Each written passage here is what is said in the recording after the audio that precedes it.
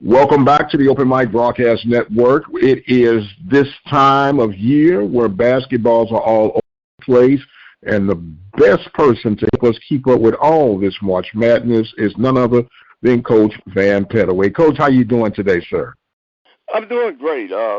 Basketball is coming to an end, and so, you're sort of sad to see March Madness because you know that in 2 more weeks it'll all be sitting by the wayside until the fall. Yes, but other sir. than that, everything's great.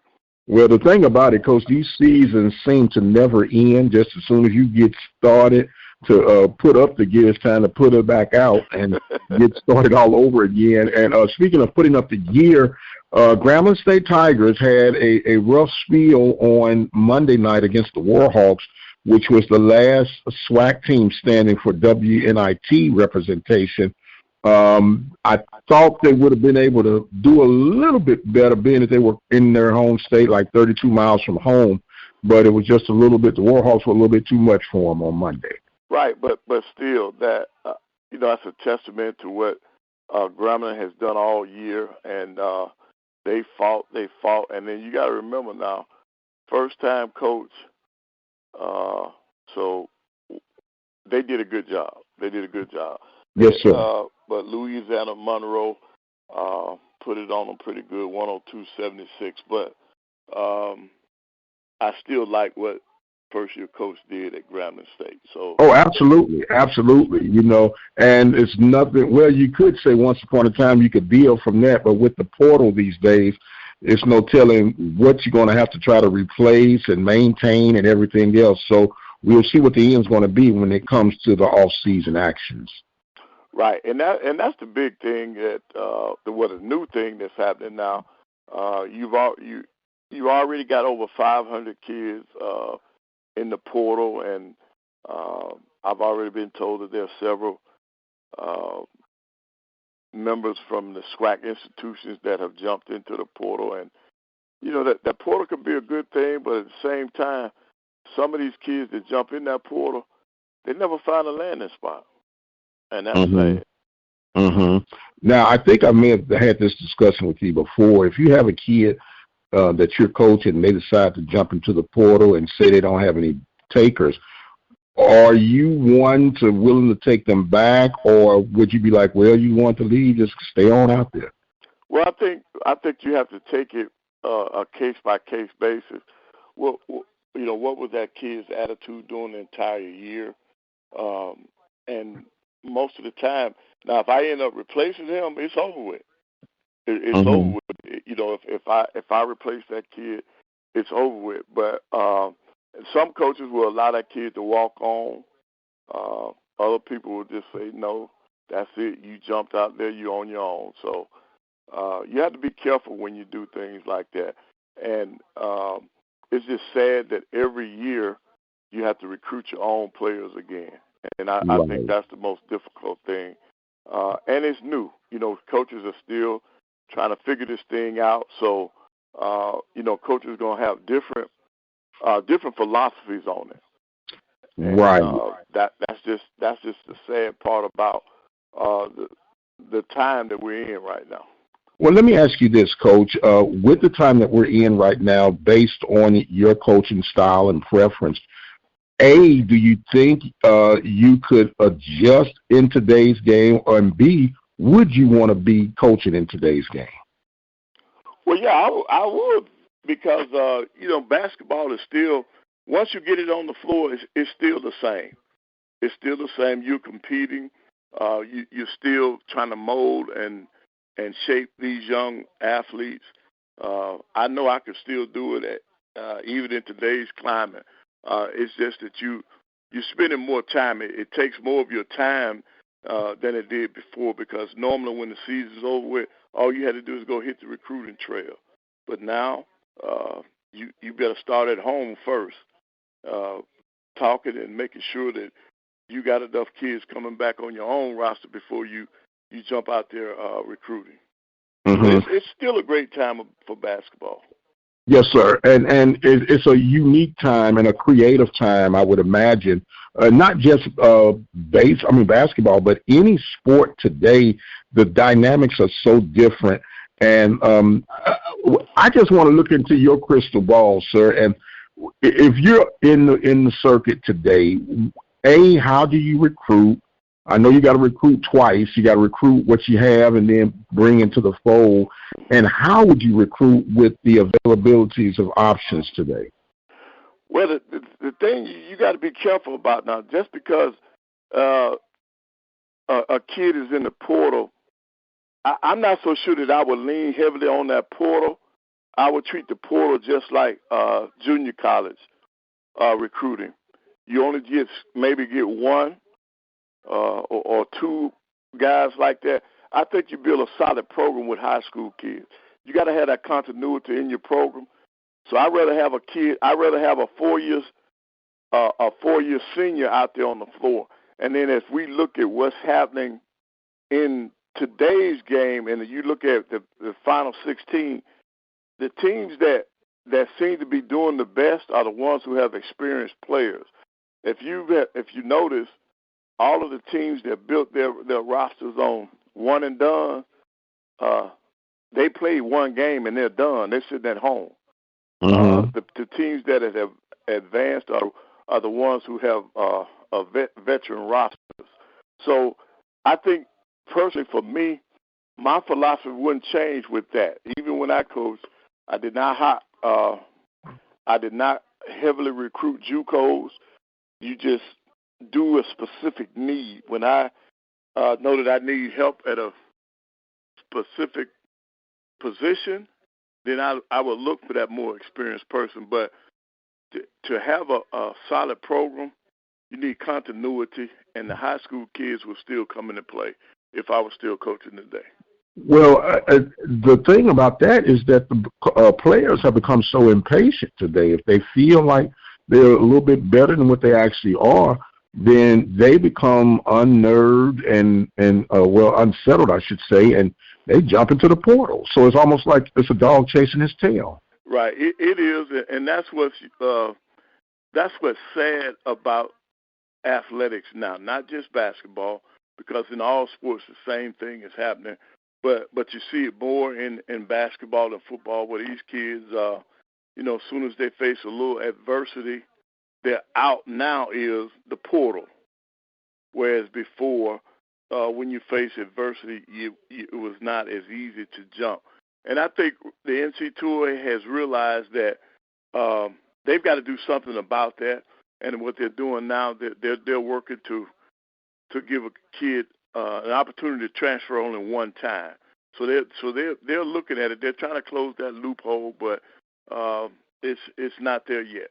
Well, you've already opened Pandora's box, and it's going to be hard to get them back in there. They've been free and running, and they're like, well, wait a minute, how are you going to change the rules now? Yep. Then they end up in another court. Yep. That's true, but I think they know that for the health of amateur athletics, they got to put a hand on it. So it's going to come. It's going to come. Coach, there's no such thing as amateur athletics anymore. I don't know if you got the memo or not, sir. It's paid for play. They say it's not paid for play, but yeah, tell me about that when the guy that I've been recruiting and was a factor in my team leaves because somebody can give him a nickel and all I had was a penny. Mm-hmm. So it becomes very, very critical. Now, Coach, I know we've discussed it before, and we'll get into the NCAA in just a minute, but I want to stay at home with the SWAC about some changes that are coming, in particular with the basketball circuit. The 1-2-1 format, women on Thursday, doubleheader Saturday, and the men on Monday, and the changing of the guard from Birmingham to Atlanta for the basketball tournament. Had you had a chance to kind of go through and dissect that any longer to kind of come up with more, detailed assessment? Well, I'm just like you. It's a lot. The SWAC is doing a lot at one time. You're changing the way you play, and at the same time, you've moved the site of the tournament. And I guess they they've done their homework. I mean, to make the change from the way you play your games to moving to Atlanta, maybe Atlanta has given the SWAC more than Birmingham has given them over the years to make it, and maybe they're looking at Atlanta might be a bigger or a better draw in terms of fan support. But I think the jury's still out on that, because my thing is, if your fans are not coming to your home games when you play at home, why would they load up and go all the way to Atlanta? That's the way I see it.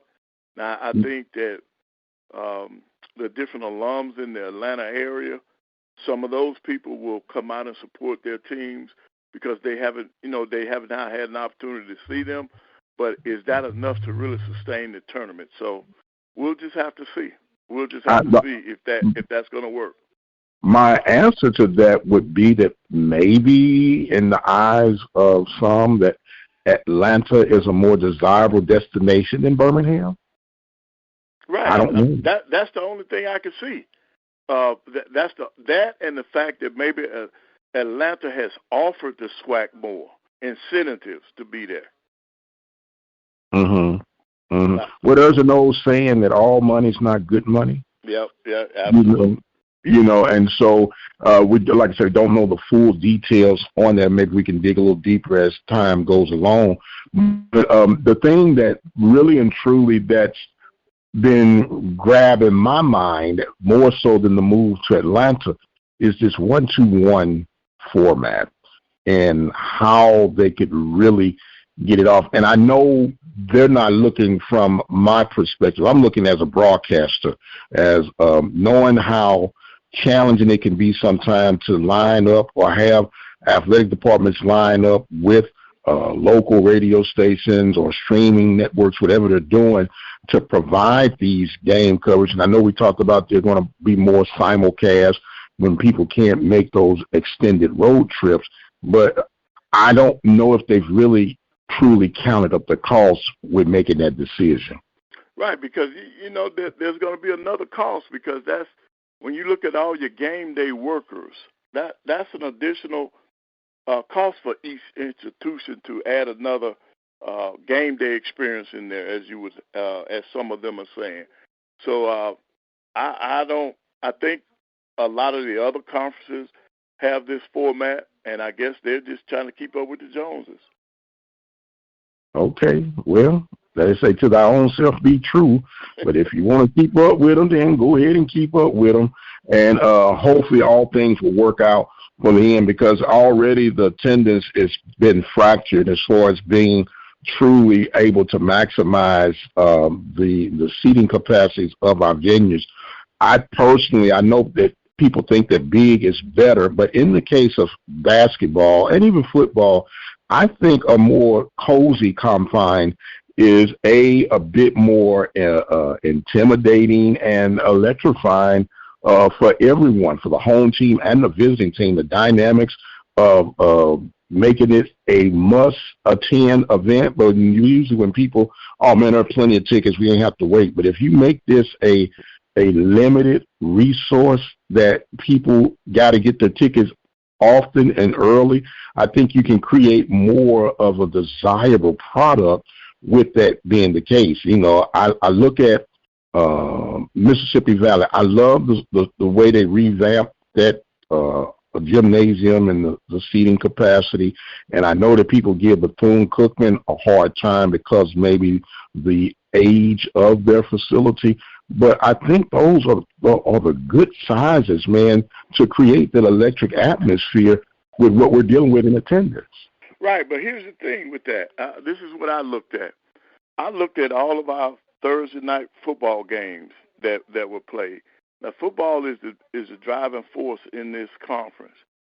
Mm-hmm. I don't know of a football team that played on Thursday that even drew half of their normal attendance on a Thursday night. So if they're not going to come out for football, I doubt very seriously if we're going to have very many large crowds on Thursday night for basketball. Well, I have a philosophy as far as I'm concerned, and I'm gonna say not just the SWAC or the MEAC, but for FCS as a whole. I personally believe you shouldn't have no more than 12,000 seats, on your home campus stadium. Now, if you're meeting somewhere for a classic or anything, then the more the merrier. But I think it will give you a great advantage. I know people think I'm crazy when I say this, but sometimes our eyes get little bit big. You ever a young man, coach, and you get more on your plate, and then you realize you put way too much on your plate, and you can't eat anymore? Well, I don't know about how it was in your home, in the Petaway home. I got in trouble for that. If you can get as much as you think you want, but you better eat it all. Yes, sir. Yes, sir. So and sometimes I think we build sometimes for right now than in the future. For example, what's the point of having a 20,000 seat stadium and you only have 2 locker rooms, okay? And if you're talking about being accessible for the community, why not have 4 locker rooms, even 5 locker rooms, if you want to include where the officials could change or whatnot? And that way you can still keep it, and you can still make good money with a 10,000, 12,000 seat stadium. But maybe I just come from another time zone. I don't know.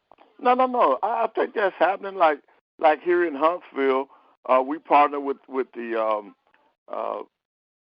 City High School Association, and they play games on Friday nights. I guess because it's feasible because we got the turf, but we're giving back to the community by allowing the high school teams to come in and play. So you have a game on Friday night, and then you might have a game on Saturday. But most of the time, what they've done is when the Bulldogs are away, there's a game in our stadium. So in some places they have reached out, and they do help the community. But I just think attendance for us, traditionally for football, if it's on a Saturday, our people will show up. When you move those games to Thursday, I think it is the record will show that our people are not, for some reason, especially out of towners, they're not coming to those Thursday games. And so they didn't do it in football.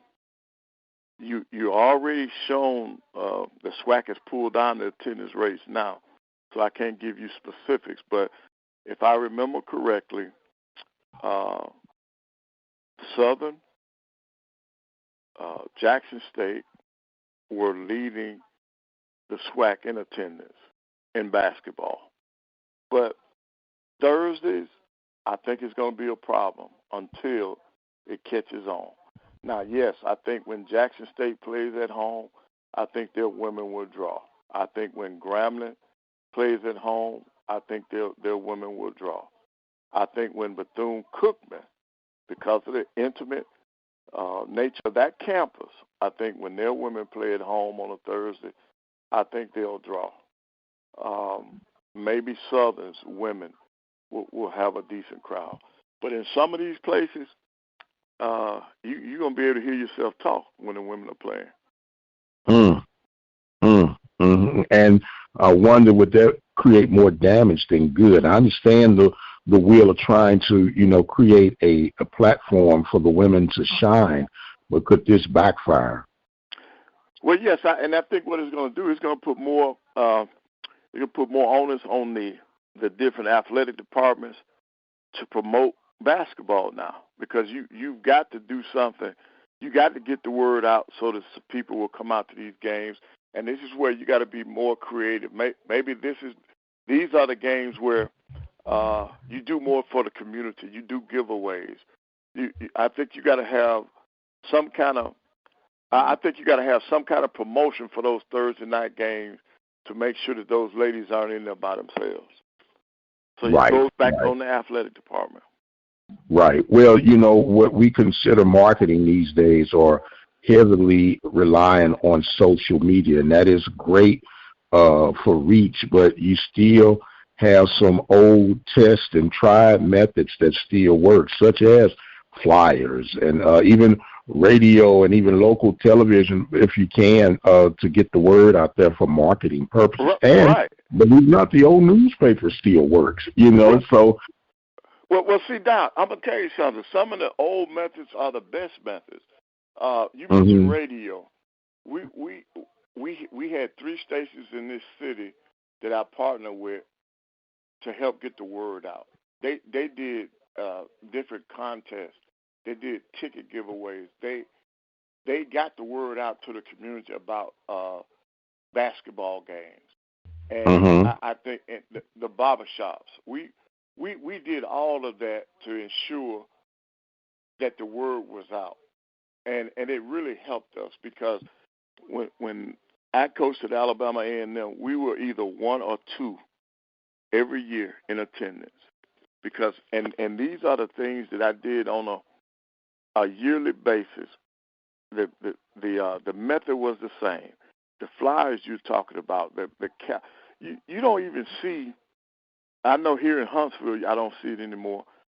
Our schedule was in most of the shops. Our schedules were all over the place.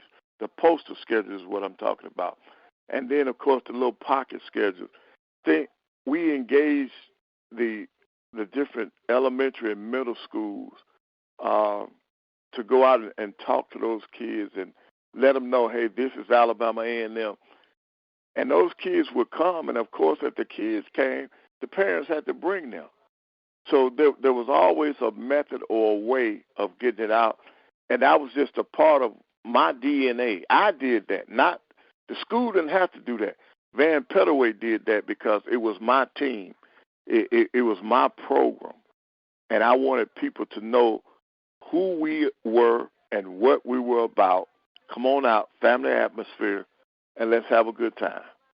And then we went so far as to do things like, Doc, when I coached, we would have to have, we had so many ball boys that wanted to be ball boys that we had to schedule them because you couldn't. I mean, they'd be running over each other because there'd be so many of them at a game. So these are the kind of things that I think some of the coaches have to take ownership of their program. See, I did more than just coach my team. I coached the community too. I wanted the people out there. I got the word out. So I just think that if you invested in that institution and in that program, this comes with the territory. Didn't nobody tell me to do this. I did it because I know it needed to be done. Because when I took over, there was always an arm piece to help football and their attendance. So I took it upon myself. They never did it for basketball. Van Pettaway and his staff, we did that. That's why we had the big basketball camps, both male and female, until the female coaches decided that they would have a camp. Then I backed off of the females. But you got to be a part of your success, and that's the way I saw it. Yes, sir. If it needs to be done, I don't mind doing it, and that's what I did. And I think we got to have more of that. I think a very simple yet effective approach, and you might agree or disagree with this, direct mail. Coach, you can get a postcard with your basketball logo or team picture on the front, and on the backside you can have your entire schedule for that season and mail it directly within your immediate zip code of the university to get people's interest. They'll put that on the refrigerator. There's so many different creative ways that are considered old school, but they still work. But we'll discuss that. Maybe we'll do a marketing one-on-one segment one day with Coach. We'll get that done. Now, look, I know that your bracket probably busted up by now, but with the teams that remain, what are you looking at, and who do you think has the pole position for being the NCAA champion? Well, right now, your Final Four teams are still in play now because I always felt like the number one seeds were were good picks, and on the men's side and the ladies' side, they're still in play. When you start talking about UConn, North Carolina still in play, Houston, and then Purdue. You're looking at those 4 teams possibly making it all the way to the Final Four. Of those four, Coach, which one you think got the most chinks in the armor? I think Purdue is going to run up against somebody that's going to neutralize Edey, and I think out of those 4 teams, they would be the one that would fall first. I think Purdue would fall first, and then my gracious, on the women's side, man, this is very, man. I watch more women's basketball. Well, I watch women's basketball anyway, but because of the freshmen that are out there playing, man, that's must-see TV. Everybody's talking about Caitlin, but what about the freshmen at USC? What about the freshmen that's up at South Carolina? What about the freshman that's at Texas? So, see, I'm not just stuck on Caitlin.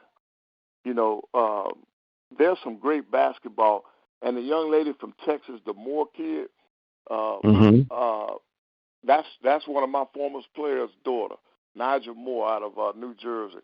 That's his daughter, number 23, that starts for Texas. So, women's basketball, I think South Carolina, I think is theirs to lose. And a lot of people want to see South Carolina and Iowa in the championship. I don't. I want to see South Carolina and USC. Okay. That's what I'm predicting. South Carolina and USC will meet in the championship game. Well, Caitlin has become a household favorite, so of course they want to ride that wave all the way to the end, right? So it is what it is. So if I'm hearing you correctly, Coach, have you declared a winner from the women's and men's bracket yet? Yeah. I'm going with South Carolina on the women's side, and I'm gonna stick with Connecticut. I think they'll repeat on the men's side. Okay. Now the way it's structured right now, Connecticut and Houston are headed to be on a collision course. And but they would have to be in the championship game now because they're in different brackets. Oh no, that's right. They're different brackets. I'm thinking. Right. I was thinking Purdue. Purdue and Houston are. That's what I'm thinking. That's what I'm thinking. Purdue, and that could be that buzzsaw you were talking about. But I tell you what, that's a tall order to try to take down the postman from Purdue. Yep. Edey's a load. Yep. And he's a real load. He's playing, I guess, for my preference, a traditional style of postman play. Oh yeah. He's gonna be down in that paint. He's a terrific passer, and he goes back to the old days where he's a true center, and he's been doing a great job, and that's why Purdue has been where they've been because of him, because he's getting it done in the low post. Okay. Well, Coach, we'll continue to watch these things unfold. I got you on record, Connecticut from the men, South Carolina from the women. Oh, yes. I'll stand by that. You're standing by that. Okay. Mm-hmm. Now, look into your SWAC crystal ball right now. As things finish, who do you see rising amongst the ashes in 25 from the men and women's division of the SWAC? Well, I'm going to tell you why that's very difficult to predict. Because of the portal. You don't know who's going to be on the rosters. Mm-hmm. If the rosters return intact. Okay, you take a program like Bethune-Cookman. They played in postseason play. Mm-hmm. Bethune-Cookman played in the CBI. They played Arkansas State. They lost by 1. Now, that Arkansas State is a great program, and Bethune-Cookman only lost by 1. So if those kids return for Bethune, and with the run that they had late, Bethune-Cookman's men would be one of the teams that I would say would be a contender for next year. But how many of those kids have jumped in the portal or will jump in the portal? So that's why it's hard to predict what's going to happen in the SWAC. All right, I'll tell you this. Next year on the women's side, a lot of people are going to say, well, I'm going with Jackson State. Well, did they look at Jackson State's roster? Their whole starting five were seniors. And Right. COVID seniors, which means they don't have another year. All right? They had 8 seniors total on that team. Unless Jackson State has some people sitting out, this may be the year that Jackson State will be in the middle of the pack. When I say that, other teams, they'll be vulnerable because they don't have that experience on the floor like they've had for the last 4 or 5 years. So you don't know who's coming back. You don't even know if Tamika Reed's going to be at Jackson Well, I was State. just about to say, Coach, the question really is, will Tamika Reed still be in position? Because the iron is definitely hot. And, you know, there's just a matter of time for someone dangle that carrot of non-resistance. I got to go, y'all. Right, but here's the thing. It's going to take a good program to move her because salary-wise, Tamika's making more than over half of the men in the league.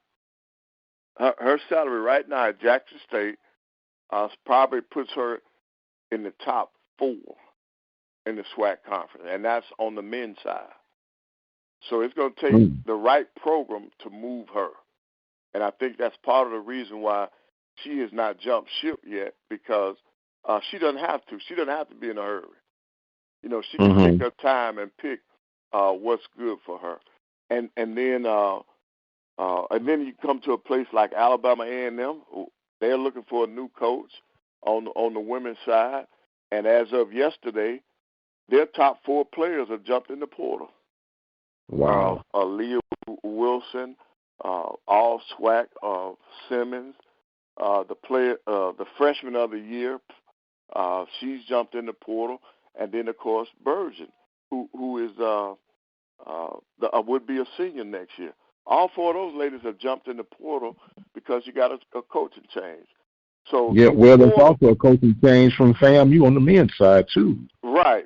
Yeah, you got to find a new coach for Florida A&M. So, and then when you look at Grambling State's men,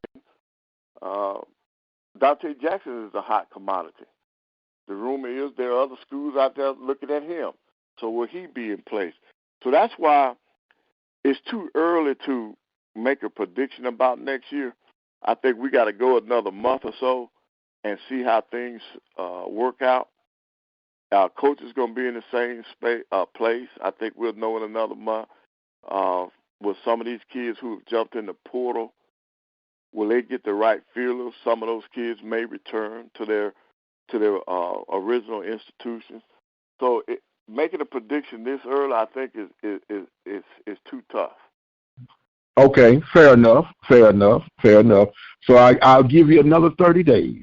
There you go. Well, Coach, you know, we always have not enough time and a whole lot to cover, and truly enjoy the conversations. It seemed like I was about to cut you off. I'm going to let you close your thoughts out, and then we'll wrap this week's segment up. Okay, well, I think that we have covered a lot during the course of the year when it comes to basketball. One of the things we did not get a chance to talk about this year was the CIT, the postseason tournament, where a lot of the programs get an opportunity to extend their season. This is the first year that a lot of teams turned us down, and to me, I know the real reason. When the NCAA moved their season back, it caused a lot of these institutions to fall on spring break week. And so when the kids when they lost in the tournament and their feet hit home, those kids were gone. So a lot of times when we extended an invitation, the kids were already gone and the coaches couldn't get them back to participate in the CIT. But that's just a part of basketball. That's just a new way that we do it.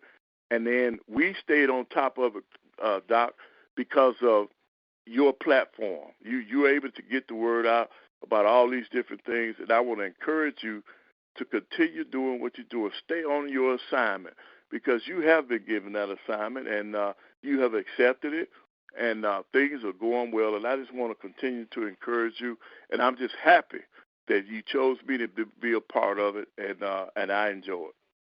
Well, Coach, I believe we chose each other by more divine power, Yeah. and I'll leave it at that.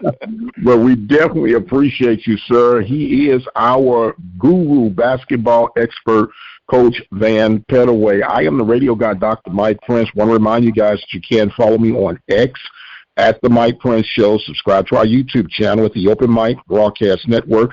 Yes, we've talked a lot of basketball, but it is baseball season. You can go and check out some of the Prairie View baseball games on the Open Mic Broadcast Network on YouTube and a whole lot more. It is our desire to try to bring you news that you can use each and every day. With that being said, I must exit stage left. My time is far spent. So until the next time, you guys be blessed, and we'll see you on the other side.